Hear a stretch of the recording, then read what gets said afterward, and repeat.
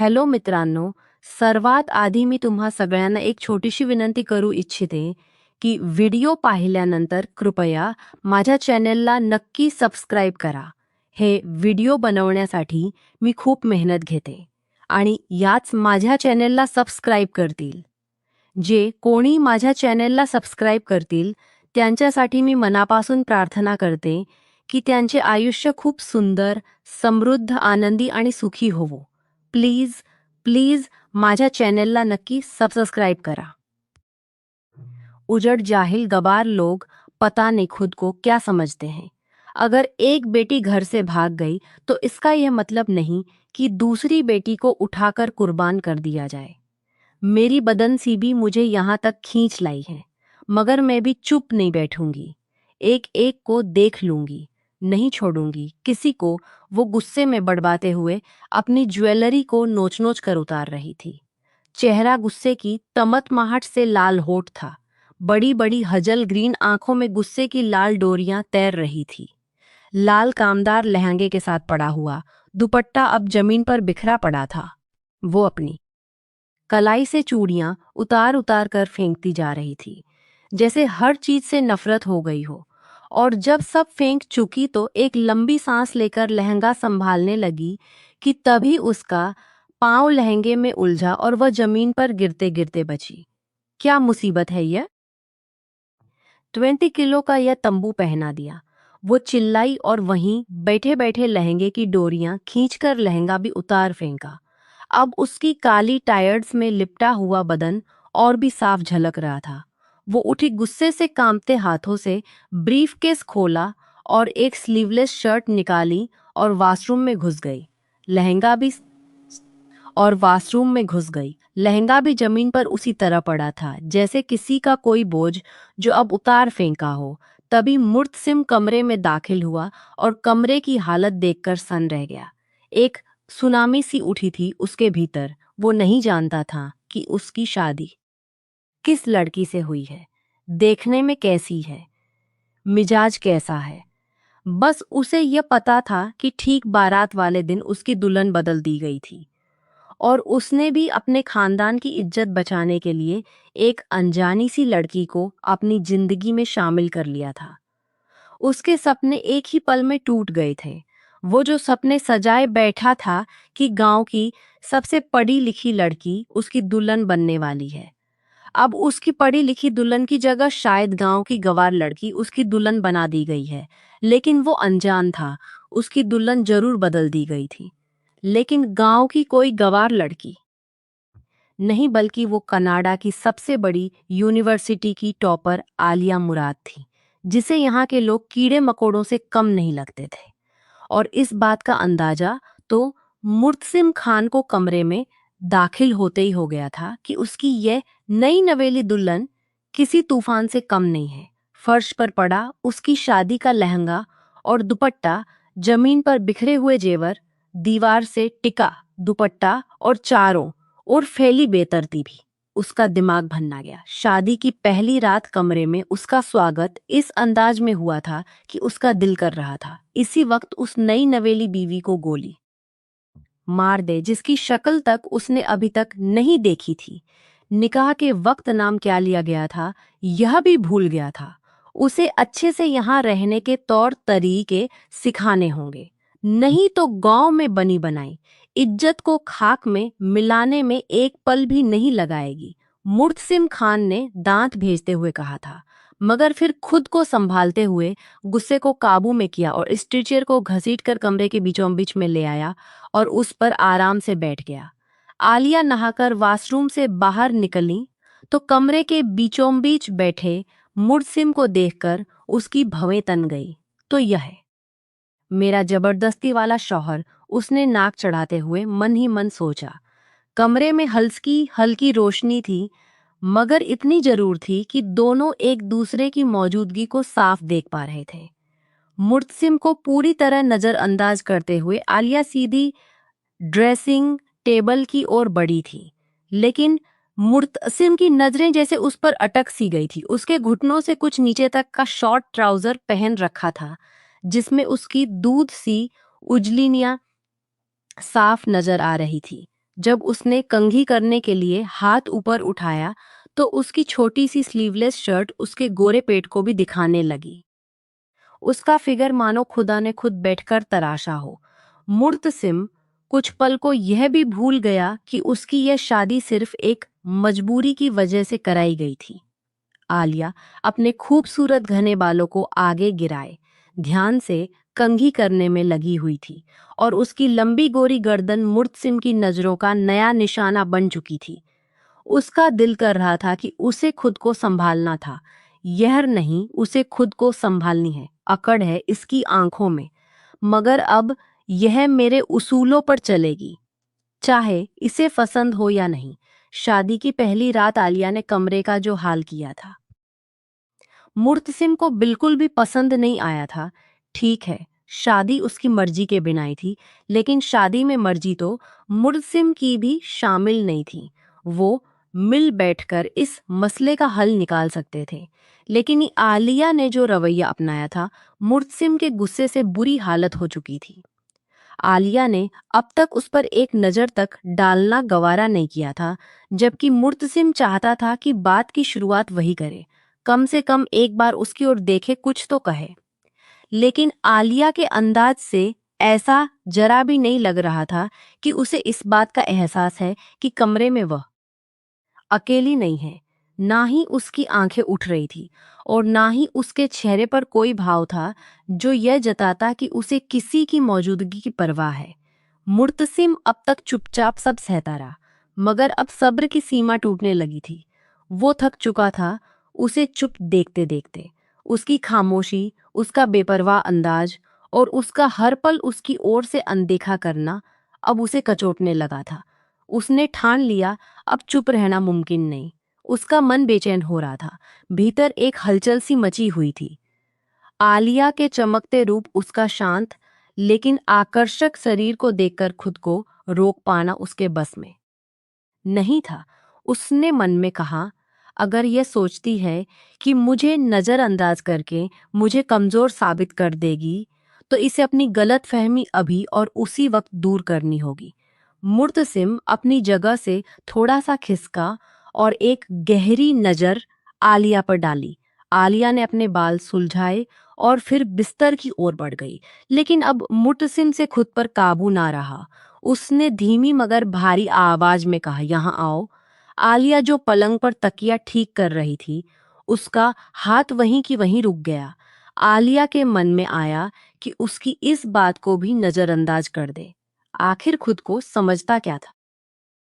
जबरदस्ती शादी करके उस पर हक जताने की उसकी हिम्मत कैसे हुई? लेकिन कुछ सोचकर आलिया ने गहरी सांस ली थी और वो मुर्तसिम के पास आकर खड़ी हो गई। वो देखना चाहती थी कि आखिर मुर्तसिम करता क्या है।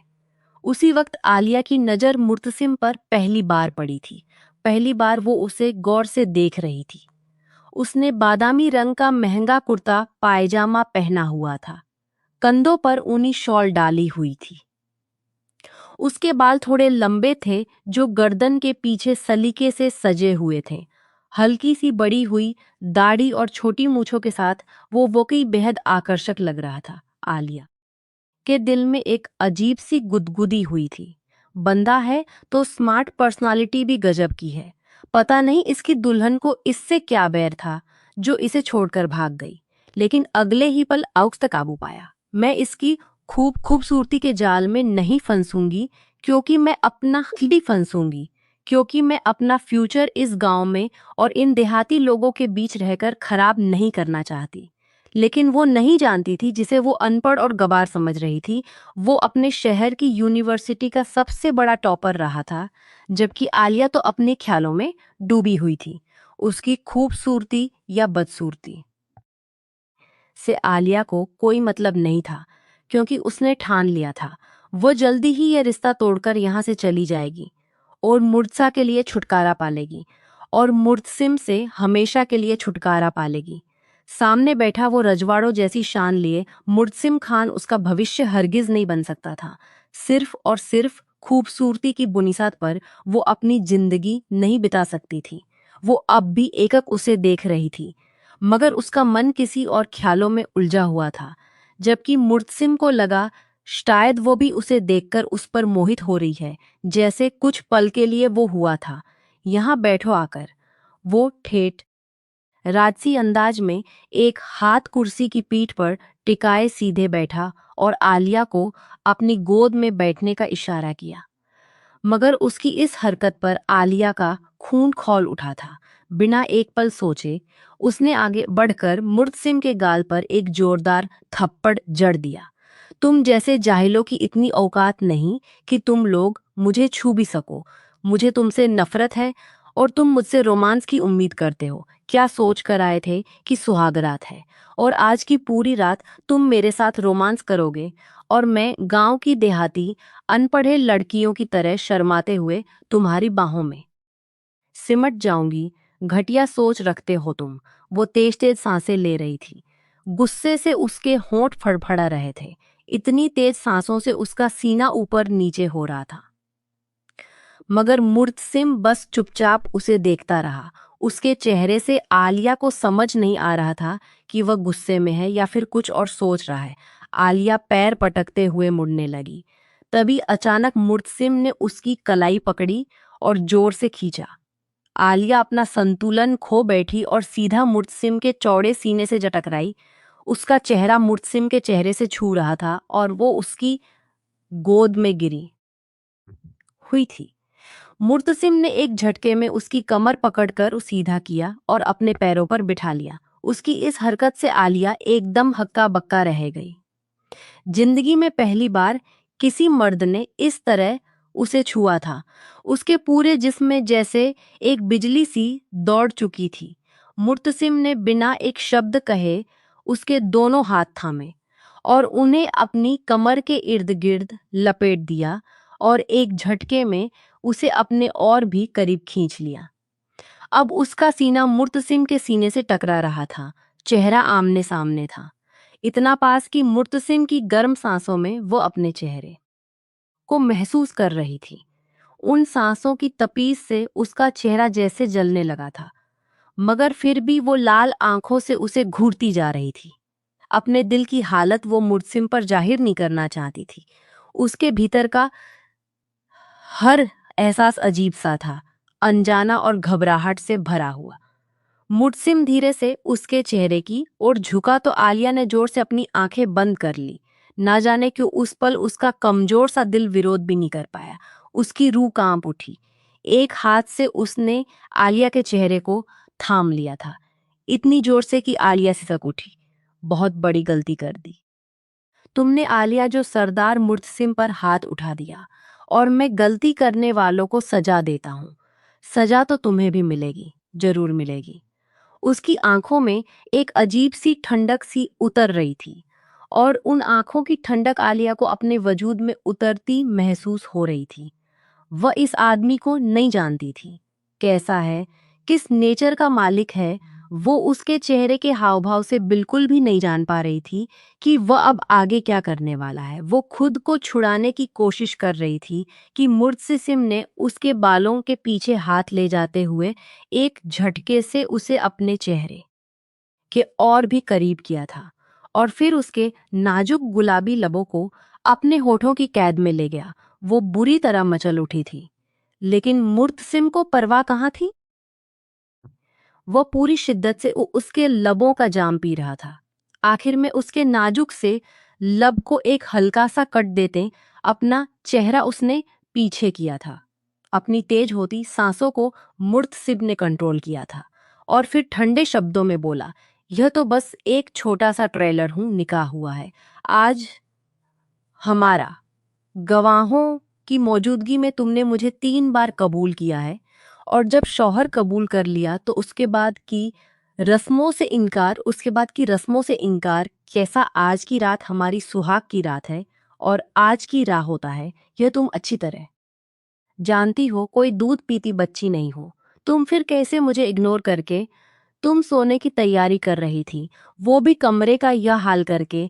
वो अब उसके जख्मी होठ को अपने अंगूठे से मसलते हुए एक एक शब्द पर जोर देकर बोल रहा था, जबकि आलिया की आंखों से आंसू बहने के लिए बेता था। वो इस आदमी के सामने रोकर खुद को कमजोर साबित नहीं करना चाहती थी। लेकिन उसने खुद पर काब भी उठा दिया और ऊपर से तुमने मेरे ऊपर हाथ भी उठा दिया। जानती हो कितना बड़ा गुनाह किया है तुमने। यह छोटी सी निशानी तुम्हारे नाजुक से लबों पर दी है ना, तो तुम्हें यह याद दिलाने के लिए कि मैं जब चाहूं, जैसे चाहूं, तुमसे अपना हक वसूल कर सकता हूं। वो धीरे से उसके होठों से अपनी उंगली हटाता हुआ उसकी गर्दन की ओर ले गया था। उसकी शर्ट जिसके ऊपरी के 2 बटन खुले हुए थे, जरा सा कंधे से हटाते हुए वहां पर अपने दहकते हुए होठ रख दिए। अपने दहकते हुए होठ रख दिए और आलिया एकदम तड़प उठी थी। उसके वजूद में एक अजीब सी सहरन भर रहा था। वो भले कनाडा जैसे माहौल में रहा करती थी, लेकिन फिर भी उसने अब तक किसी मर्द को अपने करीब नहीं आने दिया था। शायद यह उसका हिंदुस्तानी खून था, उसकी सभ्यता थी जो उसकी रगों में रची बसी थी, और इसीलिए आज तक उसने खुद को संभाल कर रखा हुआ था। और अब जब मुर्तसिम उसे अपने नरम होठों से छू रहा था, तो उसके होठों का एहसास उसे अंगारों जैसा लग रहा था।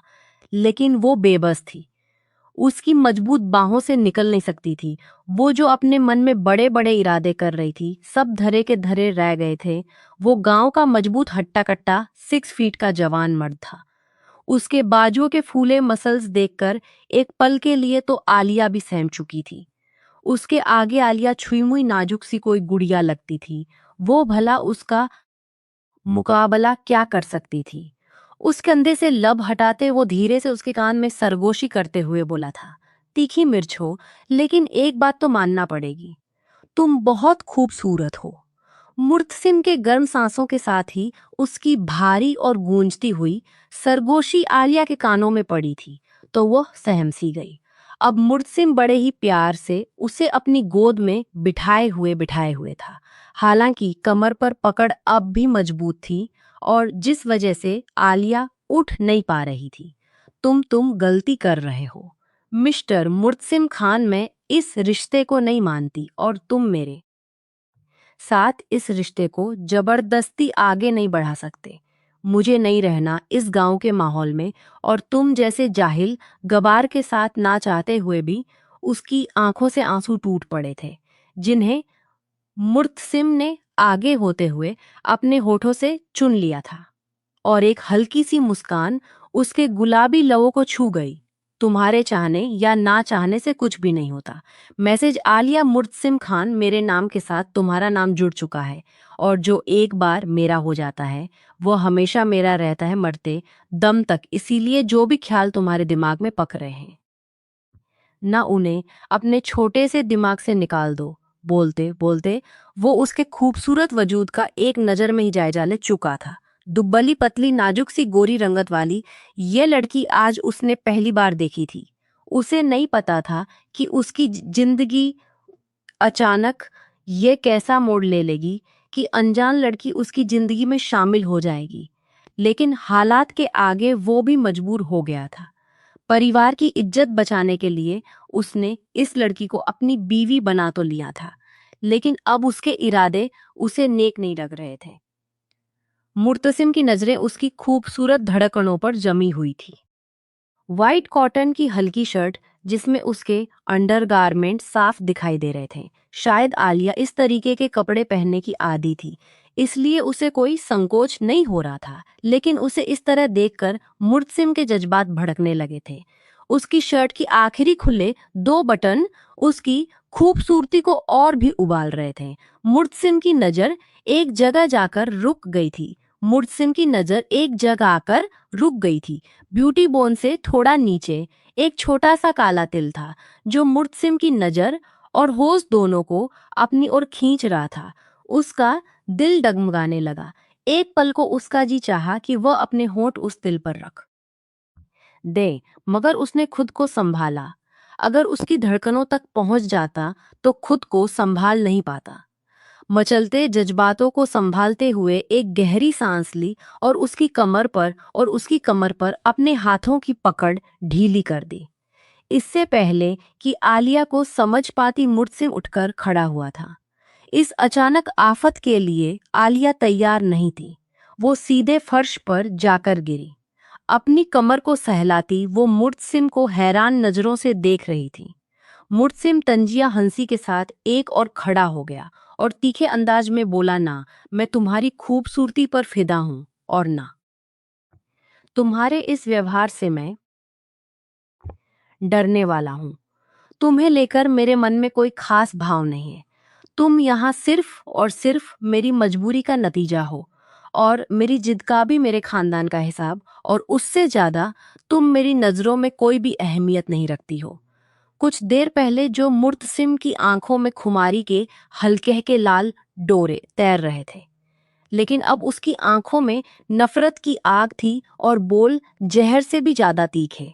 तुम इस हुस्न की ज्वालामुखी को लेकर लाख कोशिश कर लो, मगर मेरे दिल में जगह नहीं बना पाओगी। चाहे जितना भी सज-धज कर आ जाओ मेरे लिए, तुम सिर्फ एक मजबूरी हो, एक रिप्लेसमेंट। इस बात की गांठ बांध लो, तुम जैसी लड़की की मेरी जिंदगी में कोई जगह नहीं। मैं बाकी लोगों की तरह तुम्हारे हुस्न के गीत नहीं गाऊंगा, और ना ही तुम्हारे इर्द गिर्द मत डाऊंगा। अपनी हदें, अपनी औकात कभी भी मत भूलना। उसके शब्दों की कठोरता जैसे हर लफ्ज में जहर घोल रही थी। वो अपनी सारी नफरत, अपनी सारी तकरार और हरदर्द आलिया के वजूद में उतार रहा था, और आलिया वो तो जैसे सुन हो चुकी थी। उसे जरा भी दुख नहीं होता अगर वह खुद 1000 बार मुर्तसिम को ठुकरा देती, मगर जिस बेरहमी से मुर्तसिम ने एक ही पल में उसकी पूरी पहचान को रौंद दिया था, उसने उसकी रूह तक को तोड़ कर रख दिया। वो तो इस गुरूर में थी कि वो मुर्तसिम को ठुकराएगी, उसे तड़पते हुए देखेगी, और वो भी आम मर्दों की तरह उसके सामने गिड़गिड़ाएगा, उसके वजूद को पाने के लिए तड़पेगा, और वो उसे अपने करीब नहीं आने देगी। लेकिन यहाँ तो सारा किस्सा ही उल्टा हो चुका था। उल्टा मुर्तसिम उसे दुत्कार कर उसकी इज्जत की धज्जियां उड़ा चुका था। आलिया के अंदर एक आग सी धड़कने लगी थी। बेइज्जती के एहसास से उसका चेहरा लाल हो चुका था, आंखों में नमकीन पानी भरने लगा। अभी कुछ देर पहले जो मुर्तसिम के गिराए जाने पर उसे चोट लगी थी, अब उस चोट का एहसास कहीं दूर जा सोया था, बल्कि अब तो दिल में एक दर्द की लहर उठी थी। इतना अपमान, इतनी जिल्लत वो तो सोच भी नहीं सकती थी। जबकि मुर्तसिम उस पर एक आखिरी तंजिया नजर डाल चुका था। मुर्तसिम बिस्तर पर गया, अपनी ओर की लाइट बंद की और अपनी बाहों को आंखों पर रख लिया, जबकि आलिया अभी भी वहीं फर्श पर बैठी हुई थी। फिर वह धीरे से उठी, कमरे से लगे टेरेस पर चली गई, जहां वो फूट फूट कर रो पड़ी। किस्मत ने उसके साथ बड़ा ही घिनौना मजाक किया था। वो पहली बार हिंदुस्तान आई थी और आते ही बुरी तरह फंस गई थी। उसे अचानक से सारिम याद आ गया। से आ जाओ, मुझे बचा लो, नहीं रहना, मुझे इन जाहिलों के बीच मेरी जिंदगी बर्बाद होने से बचा लो। वो सारिम को बुरी तरह याद करने लगी। उसने अपनी कलाई पर बंधी ब्रेसलेट देखी। वो उस वक्त उसके हाथ पर नहीं था और वो एकदम पागल सी हो गई। फिर तेजी से सब कुछ भूलते हुए वापस कमरे में आई और ड्रेसिंग टेबल पर रखी ज्वेलरी उठाकर देखने लगी। जब चूड़ियों के साथ ही उसे ब्रेसल उठाकर दिखाई दी, वो उसे तुरंत उठाकर चूमते हुए फिर से टेरेस की ओर मुड़ गई, और उसकी आंखों से बहते आंसू मुर्तसिम की नजरों से छुप ना सके। आलिया समझी शायद वह सो गया है, लेकिन वह जागा हुआ था और उसकी हर हरकत को बारीकी से देख रहा था। वह सोच में पड़ गया, आखिर यह ब्रेसलेट उसे किसने दिया था और उसके लिए इतना कीमती था कि उसे चूमते हुए रो रही थी। पता नहीं क्यों उसके दिल में अजीब सी बेचैनी भरने लगी थी। वो जिस तरह तड़पते हुए उस ब्रेसलेट को चूम रही थी, मुर्तसिम को बिल्कुल भी अच्छा नहीं लगा था। लेकिन फिर कुछ ही देर में वो आलिया को भूलकर नींद की वादियों में उतर गया। जबकि आलिया काफी देर तक टेरेस पर खड़ी खुद को पुरस्कून करने की कोशिश करती रही। अनजाने उसकी उंगलियां अपने होठों पर गई थी, जहां पर कुछ देर पहले मुर्तसिम ने जख्म दिया था। उसका उसका दिल फिर से फूट फूट कर रोने के लिए चान लगा। I hate you Murtasim Khan, नफरत करती हूँ मैं तुमसे, और तुम्हारी इस हरकत ने मेरी नफरत को और भी डबल कर दिया है। मेरी बद्दुआ है, तुम कभी खुश ना रहो। वो अपने आंसू पोंछते हुए दिल ही दिल मुर्तसिम को कोस रही थी, जो उसकी नींद और सुकून को गारत करके चैन से सोया हुआ था। अगली सुबह जब मुर्तसिम की आंख खुली तो उसने आलिया को नमाज की जगह पर पाया। चेहरे पर दुपट्टा लपेटकर नमाज अदा कर रही थी और उस सादगी में काबिले तारीफ भी लग रही थी। वो कनेडियन स्वभाव की आलिया थी जिसे उसने रात को छोटे कपड़ों में देखा था, कटे हुए बाल जो उसके कंधों से नीचे तक आते थे, तराशे हुए लंबे नाखूनों के साथ वह उसे बेहद मॉडर्न महसूस हुई थी। लेकिन उस वक्त जब वह साधारण शलवार कमीज और दुपट्टे में नमाज पढ़ रही थी तो उसका परंपरागत आगत रूप मुर्तसिम के दिल में उतर गया। रात उसे बहुत मुश्किल से नींद आई थी। आलिया के वजूद को उसने बस थोड़ा सा ही महसूस किया था और उसके दिल में उसके लिए अजीब से भाव पनपने लगे थे। लेकिन वो कोई कमजोर मर्द नहीं था, सरदार मुर्तसिम खान था। एक औरत की खूबसूरती के आगे वो अपने उसूलों से गिर नहीं सकता था और उस लड़की को उसकी मर्जी के बगैर छूकर वो अपनी ही नजरों में गिर जाता। और दूसरी बात, आलिया से उसका कोई दिली लगाव नहीं था जो उसकी मोहब्बत में गिरफ्तार होकर उसे प्यार का इजहार करता और सॉरी कहते हुए उसके रूठे दिल को मोम करता। लेकिन अब उसका यह मासूम सा हुस्न देखकर वो आलिया की मोहब्बत के फरेब से बाहर नहीं निकल पा रहा था। शायद उसे यह बात स्वीकार करने में वक्त लगता। उसकी माँ भी अपने जमाने में ऐसे ही नमाज पढ़ती थी, लेकिन उसने कभी अपनी फूफू और चाची को ऐसे नमाज पढ़ते नहीं देखा था। यह खूबसूरत सा पल उसे आलिया के प्रति अजीब सा आकर्षण पैदा कर गया था। धीरे धीरे मुर्तसिम का दिल बदल रहा था। कमरे में आने से पहले उसके दिल में आलिया के लिए कोई एहसास नहीं थे, लेकिन उसका हल्की गुलाबी रंगत और हेजल ग्रीन आंखों वाला चेहरा देखकर वो कुछ लम्हों के लिए बहक गया था। उसका आलिया के करीब जाने का कोई इरादा नहीं था, लेकिन कमरे की बिखरी हालत और आलिया का एटीट्यूड उसे गुस्सा दिला गया था। लेकिन खुद पर कंट्रोल करते हुए मुर्तसिम ने यह सब कुछ इग्नोर कर दिया था और वह अपनी शादी की पहली रस्म करने के लिए आलिया को अपने पास बुलाने लगा था, क्योंकि उनके खानदान में एक रस्म बहुत ही जरूरी होती थी कि शादी की पहली रात दुल्हन दूल्हे की गोद में बैठते हुए उसके हाथ से कुछ मीठा खाती है। उनके खानदान में ऐसी मान्यता थी कि ऐसा करने से रिश्तों में मिठास पैदा होती है और कभी भी घर में कलेश नहीं होता। यह एक तरह का विश्वास का पहला संकेत होता है और इसके बाद ही दोनों अपनी नई जिंदगी शुरू करते हैं। वो कमरे में ब्लैक माइंड के साथ आया था।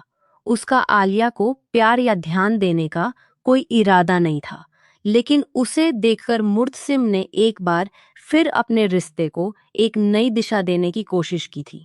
लेकिन आलिया का थप्पड़ एक पल में ही सब कुछ बदल के रख चुका था। थप्पड़ ने जैसे उसके होश उड़ा दिए थे। गुस्से में आकर वो कुछ ऐसी हरकतें कर बैठा जो शायद उसे नहीं करनी चाहिए थी, या शायद उस हालत में वही उसका तरीका था अपना गुस्सा आलिया पर निकालने का। उसका निचला होठ अब भी थोड़ा सा फूला हुआ था और यह देखकर खुद अपने ही किए पर वो पछताने लगा था।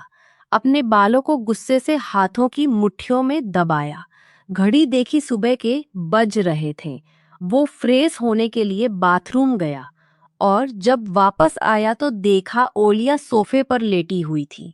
उसकी मासूम शांत सी सूरत देखकर उसका दिल फिर से पिघलने लगा, लेकिन वो गुस्से और झुंझलाहट के बीच फंसा हुआ था। यह लड़की इतनी मासूम और शांत नहीं है जितना कि चेहरे से जाहिर होती है। वो उसकी मासूमियत के घेरे से जल्दी ही निकला था, क्योंकि रात वो उसका उग्र रूप देख चुका था। गुस्से में उसने बाथरूम का दरवाजा जोर से बंद किया था। आवाज इतनी तेज थी कि आलिया चौंक कर उठ बैठी। डरने और खुद को मजलूम दिखाने की कोई जरूरत नहीं है, वो तल्खी से बोला था। कमरे में बेड है, ना जाकर सो। आलिया ने आखिर तरते हुए जवाब दिया। मुझे तुम्हारे साथ बेड शेयर नहीं करना। अगर मैं बेड पर सोऊंगी तो तुम सोफे पर लेटोगे। उसकी अकड़ अब भी वैसी की वैसी थी, लेकिन मुर्तसिम का चेहरा एक शरारती मुस्कान से सज चुका था। वो बोला, क्यों? खुद पर यकीन नहीं है? डर है कहीं मेरी खतरनाक पर्सनालिटी से इम्प्रेस ना हो जाओ, और फिर कुछ कुछ हो ना जाए हमारे बीच। वो नीचे का होठ दबाता, अपनी दाई आंख बंद करता, शरारत से मुस्कुराया। आलिया के दिल की धड़कन एक पल के लिए मिस हुई थी, लेकिन अगले ही पल उसकी आंखों में गुस्से की चमक थी। मुझे खुद पर पूरा यकीन है, वो ठंडी आवाज में बोली थी, लेकिन तुम किसी भी वक्त अपनी हद पार कर सकते हो। मुर्तसिम एक पल को खामोश हो गया और फिर शांत लहजे में बोला, अच्छा, और अगर तुम सोफे पर सोओगी तो तुम्हें क्या लगता है तुम बच जाओगी? अगर मेरा मूड हुआ तो तुम कहीं भी छुप जाओ, मैं तुमसे अपना हक वसूल कर ही लूंगा। लेकिन उसने थोड़ा झुककर उसकी आंखों में झांका।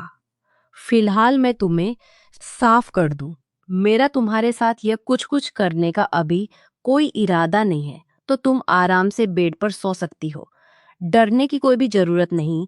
एकदम लापरवाह सा था, मगर उसके शब्दों में कहीं एक सुकून भी छिपा हुआ था। आलिया कुछ पल उसकी ओर देखती रही, फिर चुपचाप अपना तकिया उठाया और जाकर बेड के दूसरे कोने पर लेट गई। गहरी सांस लेता मुर्तसिम भी बत्ती बुझाकर चुपचाप दूसरी साइड पर लेट गया था। हालांकि पूरी रात वो मुश्किल से 2 घंटे ही सो पाया था। करवटें बदलता रहा और एक ही ख्याल बार बार आता रहा। क्या यह रिश्ता सिर्फ बार बार आता रहा?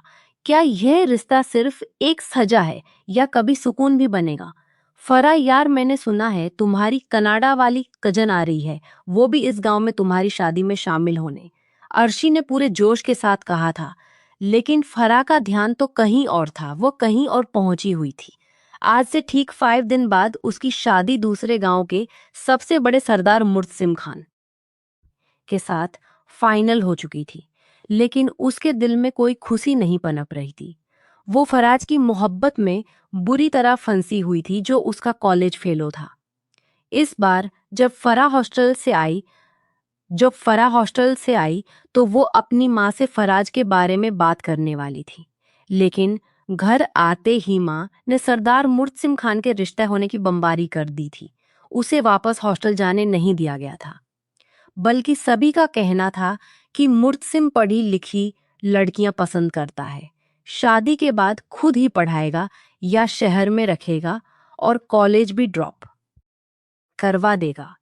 उसने अपनी टेंशन को पढ़ाई की रट लगाकर छुपाया हुआ था, मगर दिल का क्या करे? नया रिश्ता बनने की बात सुनते ही वो जार जार रो पड़ी थी। उसके पास तो मोबाइल भी नहीं था कि फराज से बात कर सके। घर से बाहर निकलने पर पाबंदी थी। गांव से बिना प्रबंध के अकेले शहर भी नहीं जा सकती थी। हर तरफ से उस पर पिंजरे बंदी थी और वो एक बेबस पंछी सी पड़ी हुई थी। घर में उसके कनाडा से आने वाली कजिन आलिया का जिक्र हो रहा था। उसने खुदा का शुक्र किया कि फिलहाल उसकी जान बची हुई थी। कोई उसे जज नहीं कर रहा था। अगर सबका ध्यान उसकी तरफ पलटता तो अपने भाव छुपाना मुश्किल होता, और माँ को तो जरूर पता चल जाता कि कहीं ना कहीं कोई गड़बड़ जरूर है। आलिया मुराद पूरे 15 साल बाद हिंदुस्तान आ रही थी। वो 5 साल की थी जब उसके पापा उसकी माँ और उसे अपने साथ ले गए थे। आलिया फरा के चाचा की बेटी थी। कई साल पहले उसे भी आलिया से मिलने का बहुत शौक था। अक्सर दोनों स्काई पर बात किया करते थे, लेकिन आमने सामने मिलने का यह पहला मौका था। वह हमेशा से उत्साहित रहती थी कि कब आलिया आएगी और वह उससे मिलेगी, लेकिन इस समय उसके आने की खुशी तक नहीं हो रही थी।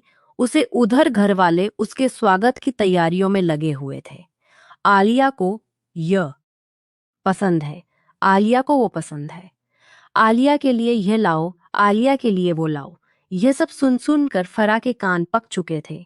पहले जब वो आलिया के लिए अपने दिल में मोहब्बत महसूस करती थी, अब उसके दिल में आलिया के लिए जलन पैदा होने लगी थी। घर की एक बेटी को इतनी अहमियत दी जा रही थी, जबकि दूसरी बेटी से शादी के वक्त उसकी मंजूरी भी नहीं पूछी गई थी। यह कैसा दोगलापन था। पढ़ाई की इजाजत भी उसे मुश्किल से ही मिली थी।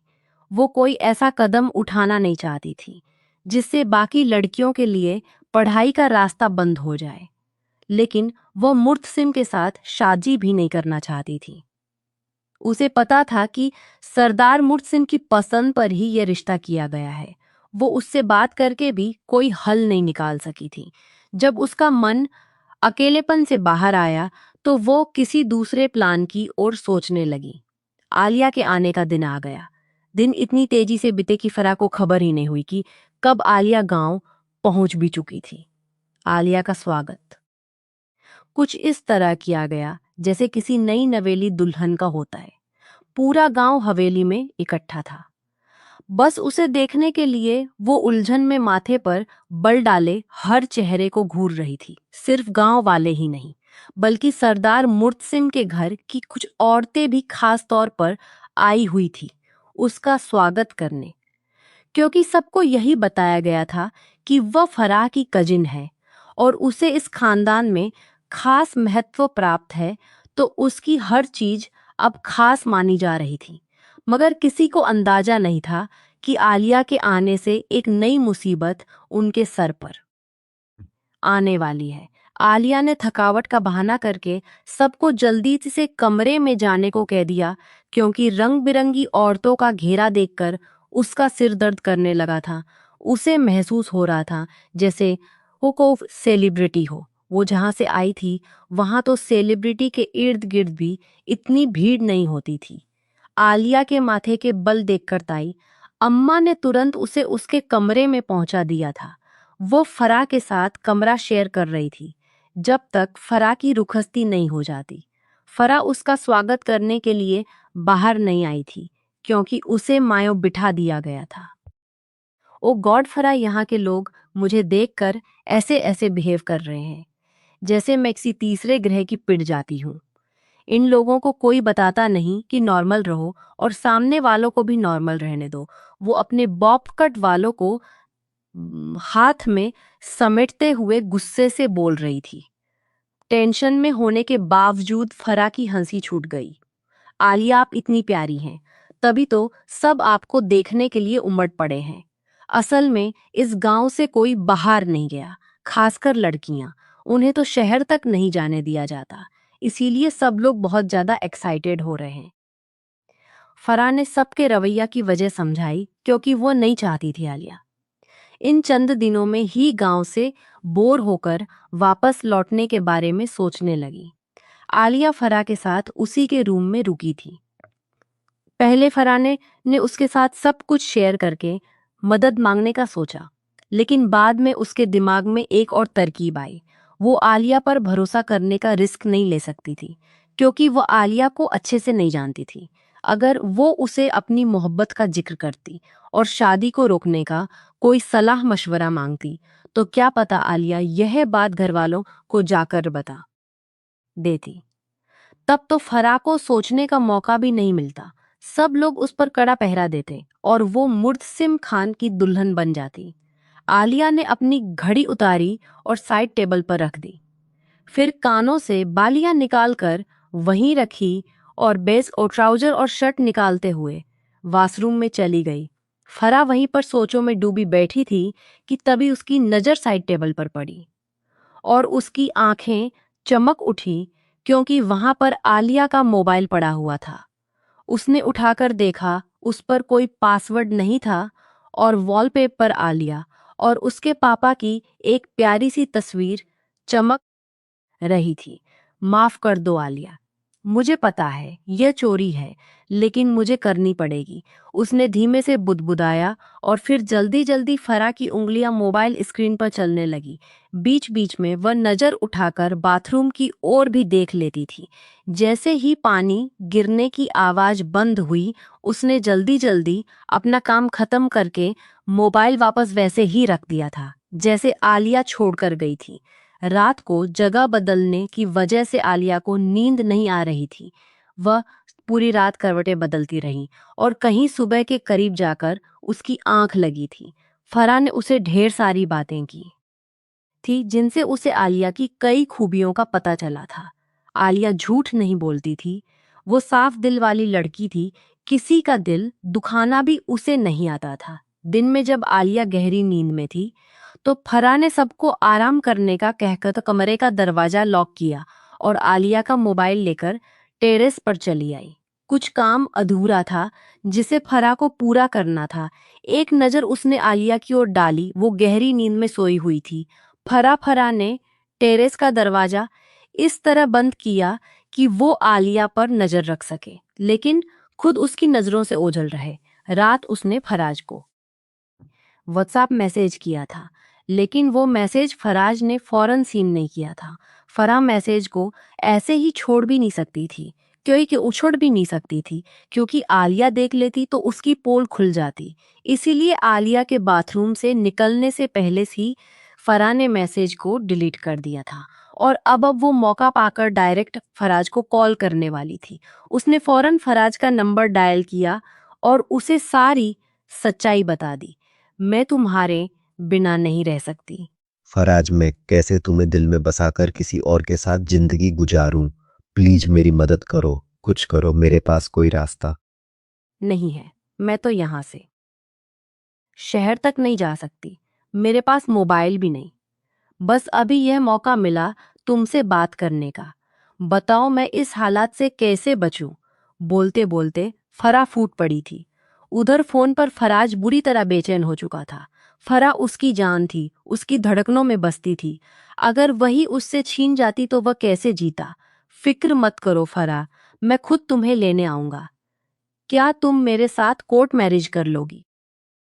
अगर नहीं कर सकती और तुम्हें भरोसा है कि तुम्हारे घर वाले मान जाएंगे तो मैं रिश्ता भी भेजने को तैयार हूं। आज ही बात करूंगा घर वालों से, जैसा तुम कहोगी वैसा करूंगा। बट प्लीज अब रो मत। फराज की तड़पती आवाज सुनकर फराह के दिल पर ठंडी हवा की फुहार सी पड़ी थी। उसे अब लग रहा था कि मोहब्बत के इस मुश्किल सफर में वह अकेली नहीं है, फराज उसके साथ है। और फिर उसने एक ही पल में एक बहुत बड़ा फैसला ले लिया था। वो फराज के बिना जी नहीं सकती थी और फराज को दिल में बसा आए। वो मुर्तसिम खान को धोखा देना नहीं चाहती थी। ठीक है फराज, मैं कोर्ट मैरिज के लिए तैयार हूँ, बट प्लीज अपनी माँ को लेकर मत आना और तुम तो बिल्कुल भी सामने मत आना, वरना यह लोग तुम्हें जान से मार देंगे और मुझ पर भी जुल्म करेंगे। हमारे मिलने की जो थोड़ी बहुत उम्मीद बची है वो भी खत्म हो जाएगी। फराह फिर से रो पड़ी। फराज को खोने का ख्याल उसकी रूह तक को कपा जाता था। इंसान जिंदगी में क्या सोचता है और क्या हो जाता है।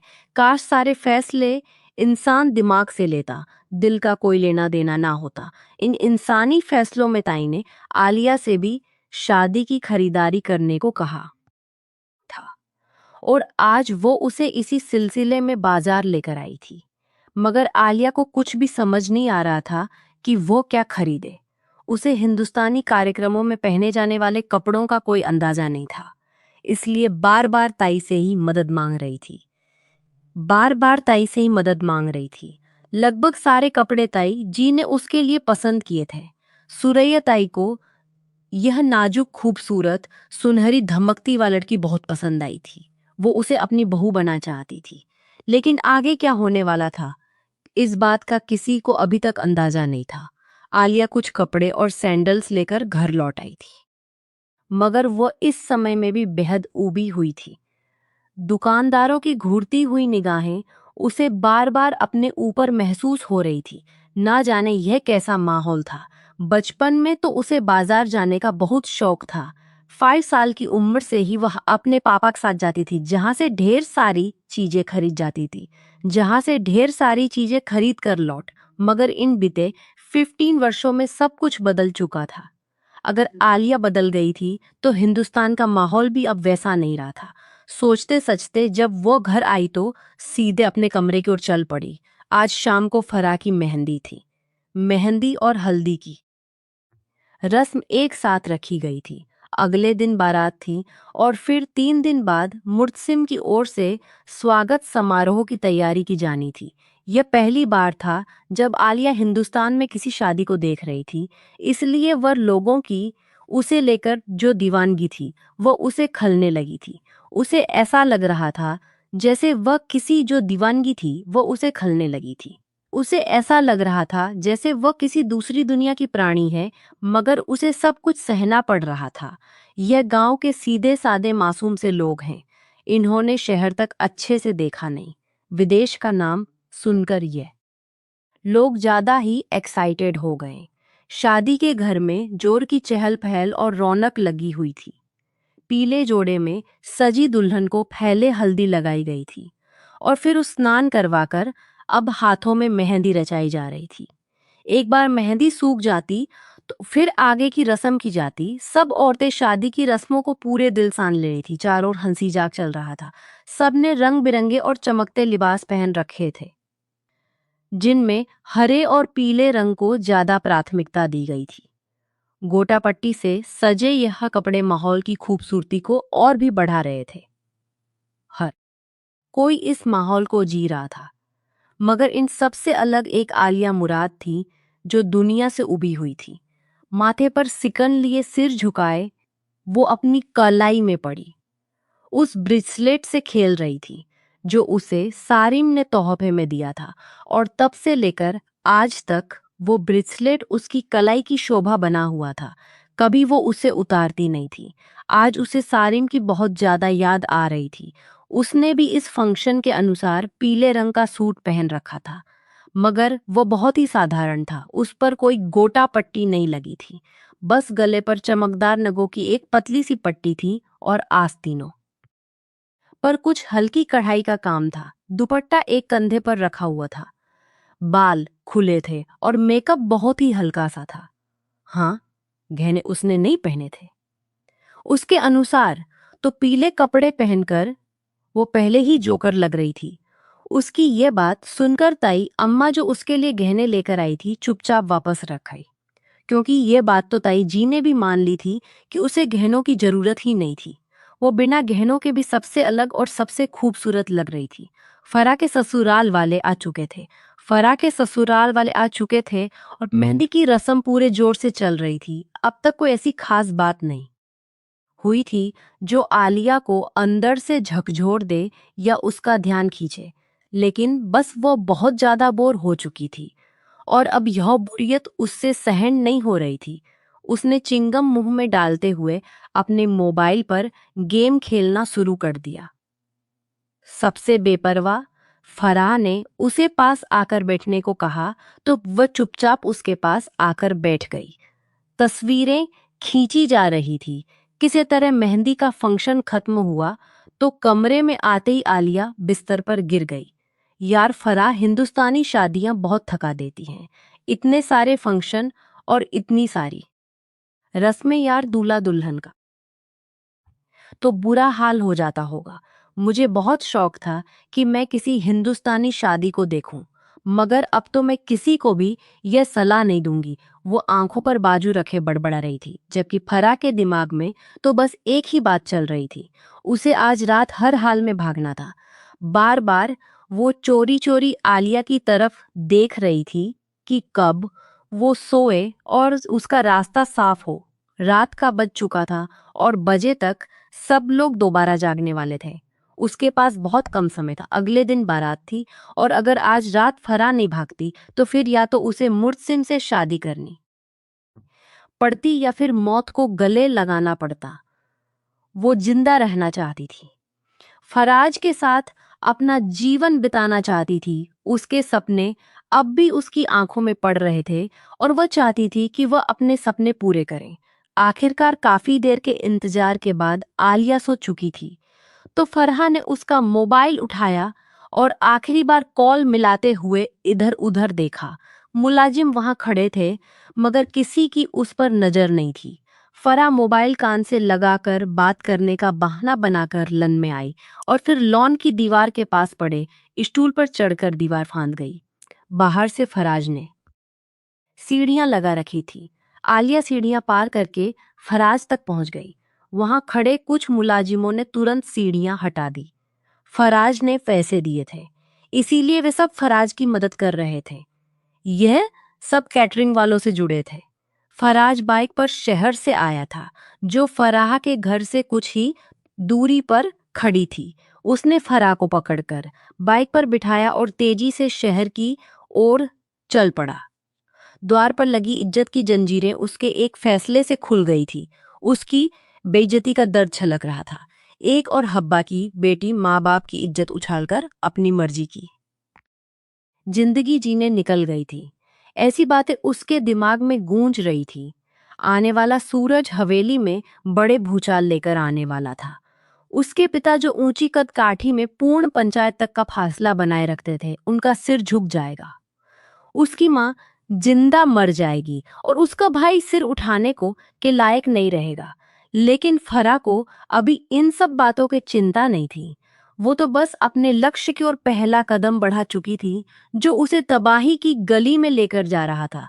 दरवाजे पर जोर जोर से धक धक हुई तो आलिया की नींद टूटी और वो उठकर दरवाजा खोलने लगी। क्या अब बात है?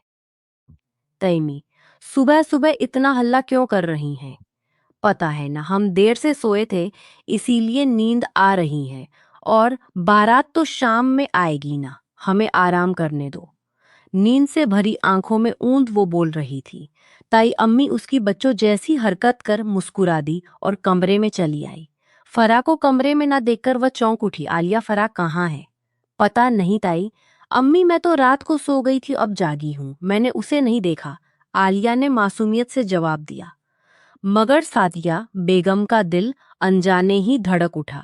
कांपते हाथों से बाथरूम का दरवाजा खुला, लेकिन बाथरूम में फरा नहीं थी। सादिया बेगम, जो हवेली की इज्जत की मूरत थी, उनका चेहरे का रंग उड़ गया। वो तेजी से दौड़ती हुई हर कमरे में चेक करती रही और आलिया उनके पीछे पीछे भागती रही, लेकिन फरा नहीं मिली। आखिर में सादिया बेगम ठहर ठहर कर चिल्लाने लगी और अपने माथे पर हाथ मारने लगी। आलिया और भी ज्यादा परेशान हो गई। वो भागकर वापस जनाना बैठक के दरवाजे को पार करती, मर्दों वाले हिस्से में आई और सामने खड़े अपने ताऊ जी को देखकर उनका हाथ पकड़ लिया और खींचकर उन्हें हवेली के अंदर ले आई। उनके होश उड़ गए थे। उनके लिए यह बेहद अजीब था कि एक जवान लड़की मर्दों के हिस्से में आई, लेकिन आलिया ने सब कुछ चुप करा दिया था। ताऊ अब्बू फरा कहाँ है? और ताई अम्मी बहुत रो रही हैं, उनकी तबीयत बिगड़ जाएगी, प्लीज जाए उनके पास। आलिया की बात सुनकर ताऊ अब्बू ने दिल पर हाथ रखा और सादिया बेगम ने जब यह बात बताई वो एकदम से सकपका गए। फौरन सब बताई तो वो एकदम से सकमका गए। लेकिन सब मर्दों को इकट्ठा किया गया और आलिया से भी पूछा गया, लेकिन किसी के पास कोई खबर थी कि वो कब निकल गई अपनी खुशियां झोली में भरने, और अब घर वालों की इज्जत पर कलंक लग चुका था। ताई अम्मी की हालत वाकई बहुत खराब थी और आलिया सबको इस हालत में देखकर टूट गई थी। उसका दिल चाह रहा था कहीं दूर अंधेरी सड़कों पर गायब हो जाए। आज तो फरा की बारात आनी थी, लेकिन फरा तो गायब थी। पूरे गांव में कोना कोना छान मारा, हवेली तक का हर रास्ता चेक कर लिया गया, लेकिन कहीं भी फरा ना मिली। ताऊ जी ने जब वापसी की तो कहा उस घर की लड़की को अब मरा हुआ माना जाए। उस लड़की से अब हमारा कोई वास्ता नहीं रहेगा, मर गई वो हम सबके लिए। तायब्बू ने अपनी आंखों की नमी छुपाते हुए यह सख्त फैसला सुना दिया था, और किसी में इतनी हिम्मत नहीं थी कि दूसरे गांव के सरदार मुर्तसिम को सूचित करके बताया जाए कि उनकी दुल्हन भाग गई है। मगर अब कुछ करना ही था। दोनों परिवारों की इज्जत दांव पर लगी हुई थी। बारात आ गई तो क्या इज्जत बचती? आलिया बार बार फराह के होने वाले दूल्हे के लिए अफसोस कर रही थी। उसने सुना था कि फराह के मंगेतर ने बड़ी मुश्किलें झेलकर कि इस रिश्ते के लिए मंजूरी दिलवाई थी। ये फराह कैसी लड़की थी? अगर उसे किसी और से प्यार था तो मुर्सिम खान के लिए उसके दिल में कुछ नहीं था, तो उसे उम्मीदें देकर तोड़ने का क्या मतलब था? उसने कितने सपने सजाए होंगे, लेकिन फराह ने उसके अरमानों पर पानी फेर दिया था। बेचारे को जब पता चलेगा तो उस पर क्या बीतेगी। लड़कियों का प्यार तो केवल एक के लिए होना चाहिए, तभी उसे सारिम का ख्याल आया। जहां पूरी यूनिवर्सिटी में आलिया की शानो शौकत की चर्चाएं होती थी, वहां भी किसी को राजी नहीं होने दी। वहां भी उसने कभी किसी को राजी नहीं होने दिया। बस सकी वहां थाम कर रखी और आज तक थामे रखी। घर के सब लोग सर जोड़े बैठे थे। फरा तो भाग गई थी, लेकिन अब आगे क्या कर रहे थे? और फिर बहुत सोच विचार के बाद तय पाया कि इस बारे में सरदार मुर्सिम खान को खबर देनी चाहिए। आखिर यह बात छुप नहीं सकती। और फिर दूसरे गांव में फोन कर दिया गया और उन्हें सारी सच्चाई बताई गई। न जाने मुर्तसिम खान के पापा ने ऐसा क्या कहा कि हवेली में मौजूद हर शख्स के माथे पर चिंता की लकीरें और भी गहरी हो गई थी। फिर एकदम से ताया अब्बू और ताई अम्मी ने एक दूसरे की ओर देखा और फिर सीधे आलिया की ओर बढ़े। ताई अम्मी ने अपना दुपट्टा और ताया अब्बू ने अपनी पगड़ी आलिया के कदमों में रख दी। आलिया ऐसे झटका खाकर पीछे हटी जैसे किसी ने उसे करंट लगा दिया हो। यह क्या कर रहे हैं आप लोग? ताई अब्बू, ताई अम्मी मत करें ये। वो दहल उठी थी।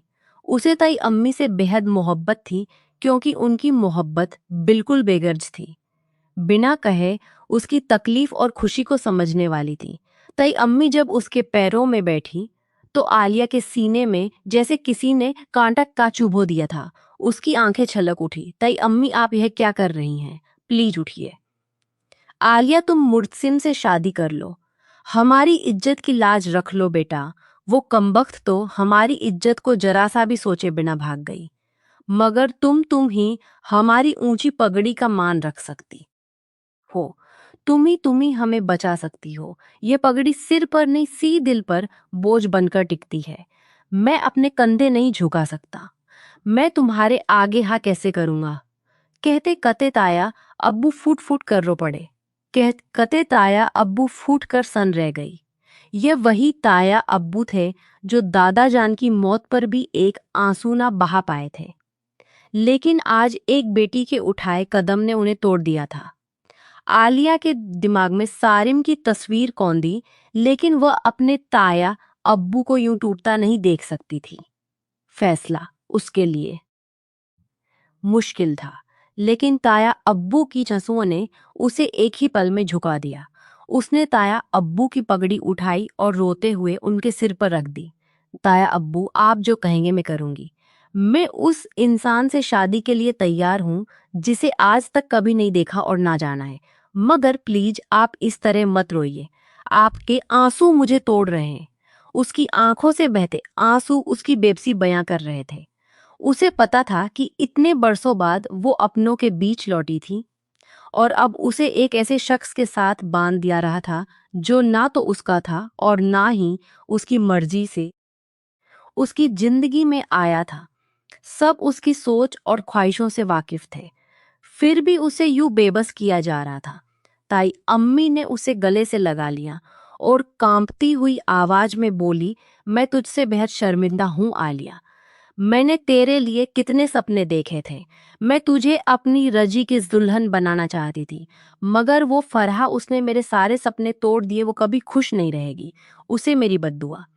ताई अम्मी की यह बात सुनकर आलिया ने उनके होठों पर अपनी हथेली रख दी।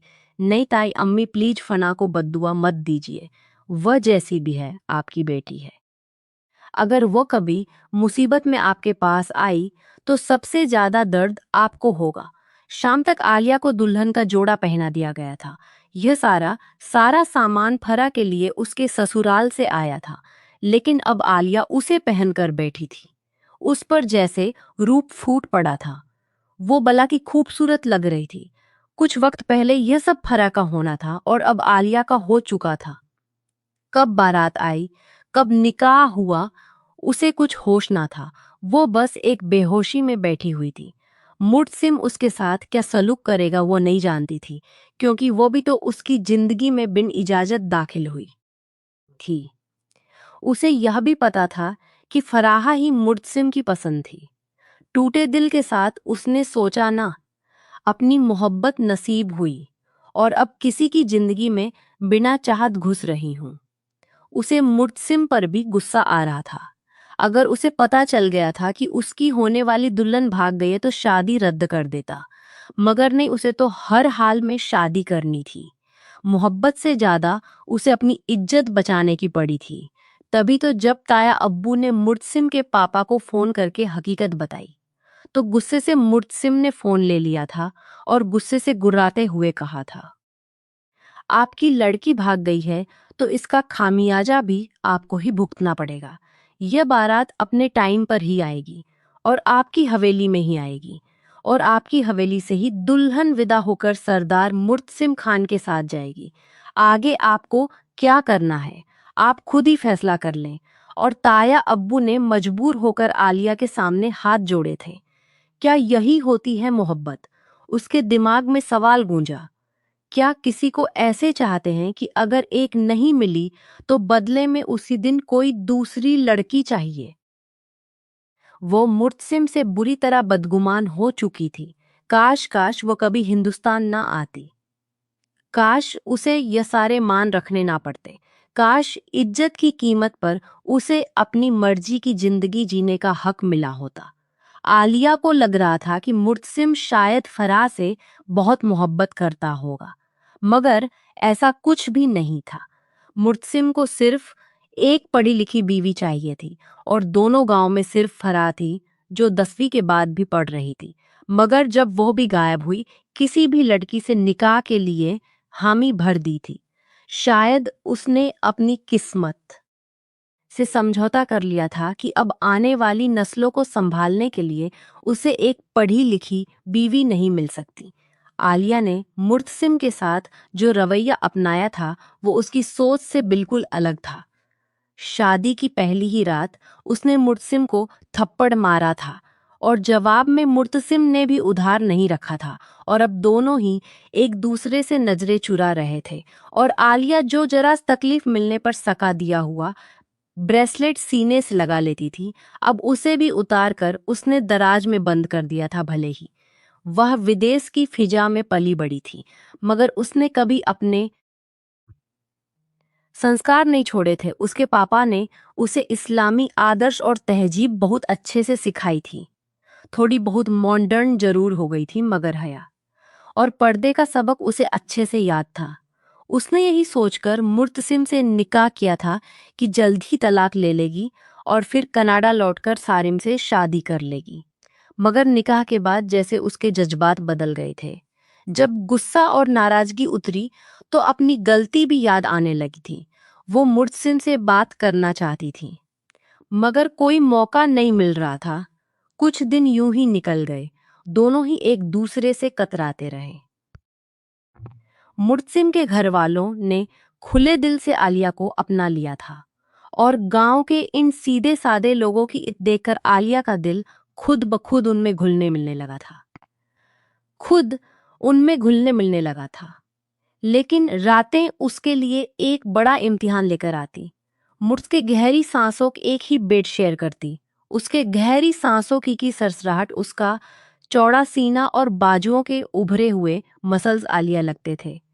उसे मुर्तसिम के दादा के जरिए एक अलग ही जज्बात, यह तो पता चल गया था कि मुर्तसिम कोई गवार मर्द नहीं है, बल्कि एक पढ़ा लिखा और आज के जमाने के साथ कदम से कदम मिलाकर चलने वाला मर्द है, और इसीलिए वो अपनी ही जैसी पढ़ी लिखी बीवी चाहता था। रात को जब वो सो जाता तो वो उसको सोते हुए चेहरे को काफी देर तक देखती रहती। वो जागते हुए जितना ही सख्त और पत्थर दिल मालूम होता था, सोते हुए उतना ही प्यारा और मासूम लगता था। ना जाने क्यों आलिया का दिल धीरे धीरे उसकी ओर खींचने लगा था। शायद यह निकाह की ताकत थी जो उसके दिल में मुर्तसिम के लिए अपनापन महसूस हो रहा था। आज भी मुर्तसिम की ओर करवट लिए उसके चेहरे को निहार रही थी। जाने अनजाने वो उसकी जरूरत का ख्याल रखता था। जैसे आज आज चुपके से एक नया मोबाइल फोन उसके सामने लाकर रख दिया था, और फिर चुपचाप कमरे से निकलता चला गया था, और चुपचाप कमरे से निकलता चला गया था। और जब आलिया ने खोल कर देखा तो उसमें महंगा आईफोन था। खुशी से उसकी आंखें चमकने लगी थी। उसका मोबाइल तो फर अपने साथ लेकर चली गई थी। आलिया के चेहरे पर एक हल्की सी मुस्कान बिखर गई थी, लेकिन अगले ही पल उसका दिल धक से रह गया जब मुर्तसिम ने झट से अपनी आंखें खोल दी थी। वो जाग रहा था और आलिया की नजरों की तपिश को अपने चेहरे पर महसूस भी कर रहा था। वो एकदम से हड़बड़ाई थी, इतनी प्यार भरी नजरों से देखोगी तो जज्बात तो बहक ही जाएंगे, और अगर हमारे बीच कुछ कुछ हो गया तो तुम मुझे ब्लेम नहीं करोगी। आंखों में दोनों हाथ अपने सर के नीचे रखे, आंखों में ढेर सारी शरारत लिए उससे बोल रहा था, और वो झट से करवट बदल गई। ऐसा कुछ भी नहीं है, किसी गलतफहमी में मत रहना। जबकि वो मुस्कुराते हुए उसकी पीठ को देखता रह गया था। वो महसूस कर रहा था कि आलिया का दिन उसके लिए बदलने लगा है, और यह उसके लिए एक खुशगवार एहसास था। एक शाम मुर्तसिम खेतों की तरफ जाने लगा। उसका इरादा था कि रात भी वहीं फार्म हाउस पर गुजारेगा। दादा जान ने कहा, आलिया भी साथ जाएगी। शायद उनकी बूढ़ी नजरों ने महसूस कर लिया था कि बच्चों के बीच कुछ ठीक नहीं चल रहा, और इसीलिए वो दोनों को तन्हाई देना चाहते थे, एक दूसरे को समझने के लिए कुछ वक्त देना चाहते थे।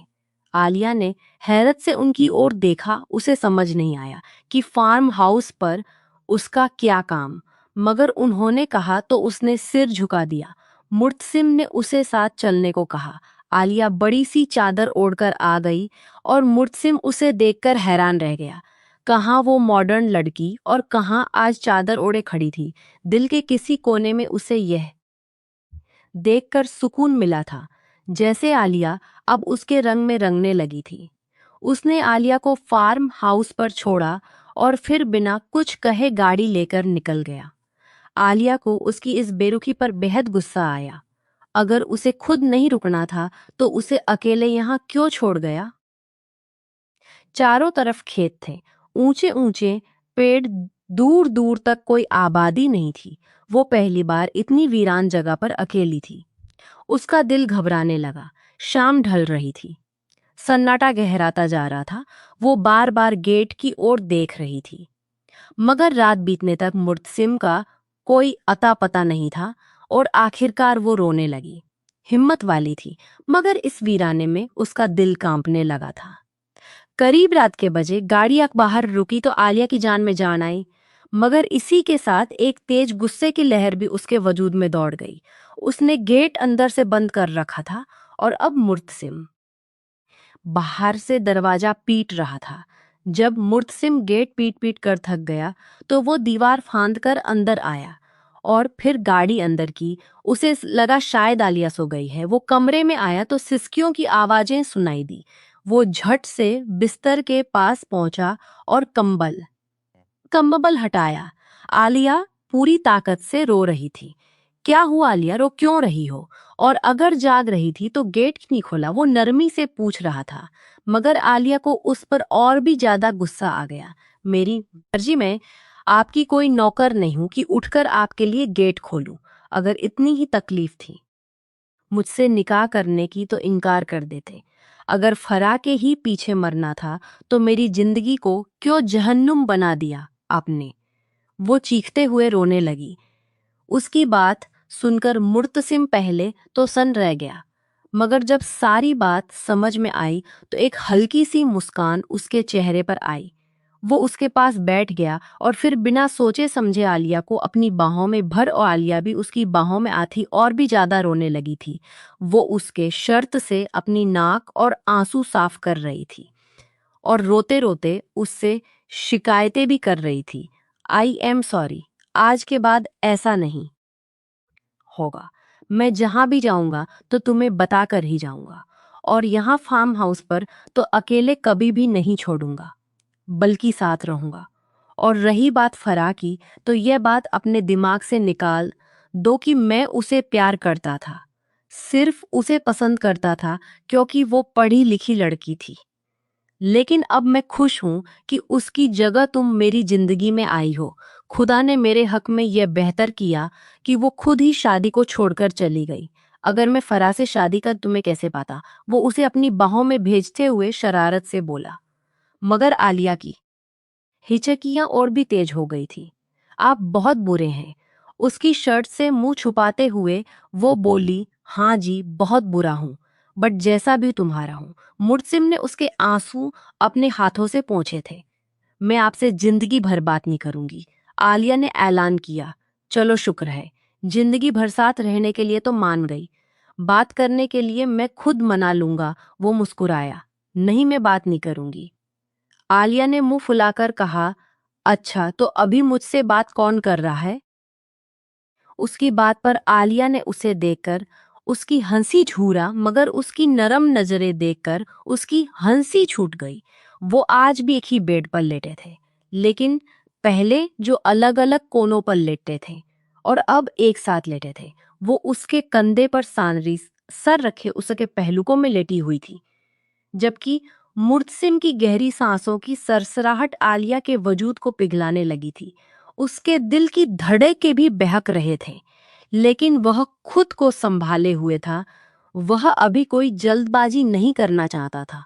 दोनों एक दूसरे की आंखों में देख रहे थे। दोनों के होठ जज्बात की शिद्दत से कांपने लगे थे और अनजाने ही दोनों एक दूसरे की लबों को छू गए थे। हल्का हल्का नरम एहसास दोनों बुरी तरह मदहोश होने लगे। गहरी सांस लेते हुए अलग हुए तो मुर्तसिम ने जज्बात से बोझल आवाज में उसके कान में सरगोशी की थी। आलिया, क्यों ना आज हम कुछ कुछ कर ही लेते हैं। अब खुद पर और कंट्रोल नहीं है। और आलिया उसके सीने में दोबक गई थी। उसकी इस रजामंदी पर मुर्तसिम ने देर नहीं लगाई थी। उसके नाजुक वजूद को अपने होठों से बड़ी बेकरारी से छूने लगा था और धीरे धीरे हर पर्दे से आजाद करता हुआ उसे खुद में समेटता चला गया। उनके बीच ना तो कोई कस्में हुई थी, ना लंबे चौड़े करारनामे। बस एक खामोशी भरा नरम एहसास था जो दोनों के दिलों को छू गया था। ऐसा नहीं था कि वह दोनों एक दूसरे से दीवाना बार प्यार करने ने लगे थे, मगर अब वह दोनों एक दूसरे के लिए जरूरी हो चुके थे। मुर्तसिम ने अब फरा को पूरी तरह भुला दिया था, क्योंकि उसे तो एक पढ़ी लिखी बीवी चाहिए थी, और अब जो उसकी बीवी थी वो उससे भी ज्यादा पढ़ी लिखी थी। आलिया ने भी सारिम को दिल से निकाल दिया था, यह सोचकर कि शायद उसकी किस्मत में कोई और लड़की होगी जो उसे उससे ज्यादा मोहब्बत देगी। उस रात फार्म हाउस पर उन्होंने अपनी जिंदगी की नई शुरुआत की थी और एक दूसरे के रंग में रच बस गए थे। अगली सुबह जब दोनों हवेली लौटे तो उनके चेहरे खुशी से दमक रहे थे। दाजान ने अपने पोते की नजर उतारी थी। वो इतने दिनों से आलिया की बुझी बुझी आंखें। कभी कभी रिश्तों को बचाने के लिए बड़ों की दखल अंदाजी जरूरी हो जाती है, और दाजान की इसी दखल अंदाजी ने आज उन्हें एक मुकम्मल रिश्ता दे दिया था। आज दोनों बच्चे दिल से खुश नजर आ रहे थे। फराज एक खुशहाल जिंदगी जी रहे थे। फराज उसे टूट कर चाहता था और फराह भी उसे मोहब्बत में पूरी तरह डूबी हुई थी, मगर उसके दिल के किसी कोने में माँ बाप की याद हर पल एक टीस बनकर उभरती थी। एक दिन जब मुर्तजिम और आलिया अपने पुराने शहर वाले अपार्टमेंट में रहने के लिए आती हैं, तो रास्ते में उनकी मुलाकात अचानक फराह से हो जाती है। फराह को देखकर आलिया का दिल पसीज जाता है। वो उसके करीब आती है और भर्राए हुए लहजे में कहती है, फराह, जो हुआ वो गलत था, लेकिन अब मैं तुझे तेरे माँ बाप के पास लेकर जाऊंगी, तुझे उनसे माफी दिलवाऊंगी। वो तुझसे बहुत प्यार करते हैं, तेरा इंतजार कर रहे हैं। फराह की आंखें भर आती हैं, पर 1 आवर वो खुद को संभालते हुए कहती है, नहीं आलिया, अब बहुत देर हो चुकी है। मैंने फराज से मोहब्बत की थी और उसी मोहब्बत के लिए अपने माँ बाप की इज्जत को रौंद कर चली गई। 1 आवर, अल्लाह ने मुझे मेरी मोहब्बत तो दे दी। 1 आवर, फराज मुझे जान से ज्यादा चाहता है, लेकिन माँ बाप की बेइज्जती करवाने की मुझे सजा भी तो मिलनी चाहिए ना। और यही मेरी सजा है 1 आवर, कि मैं जिंदगी भर उनके प्यार को तरसती रहूं। इतना कहकर वो फराज का हाथ थामती है। 1 आवर अपनी भीगी आंखों को मोड़कर पीछे देखे बिना वहां से चली जाती है। मुर्तसिम और आलिया उसे जाते हुए देखते रह जाते हैं। दूर तक 1 आवर खामोश, बस आंखों में एक ही सवाल लिए, क्या मोहब्बत इतनी महंगी होती है? दोस्तों, आज की हमारी यह कहानी आपको कैसी लगी कमेंट 1 आवर बॉक्स में जरूर बताना। पसंद आई हो तो प्लीज लाइक करना। रोज एक नई और रोमांटिक कहानी के लिए हमारे चैनल को सब्सक्राइब करना। मिलते हैं दोस्तों अगली किसी नई कहानी के साथ।